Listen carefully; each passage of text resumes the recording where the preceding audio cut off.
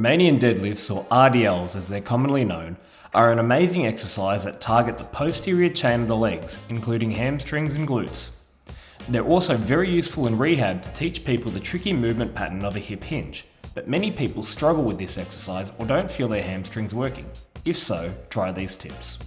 Commonly to teach the hip hinge, we use a stick as a tool, like a broomstick or just a random stick of dowel.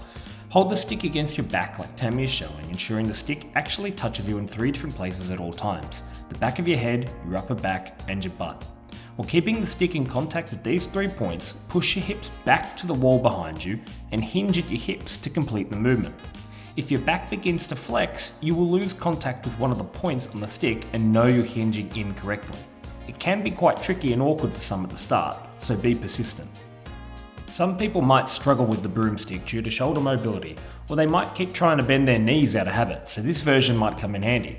Using the bench as a constraint allows our brain to automatically realise it cannot flex the knees during this movement.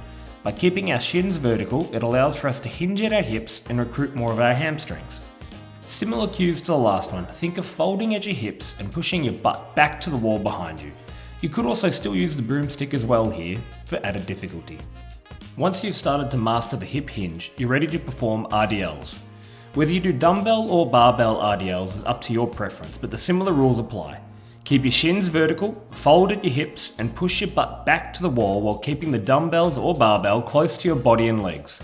For an added bonus to help feel the hamstrings, when pushing your butt back to the wall, try lifting your butt up to the roof near the bottom of the movement. This will really increase the length of your hamstrings and further increase the load of the exercise on those muscles.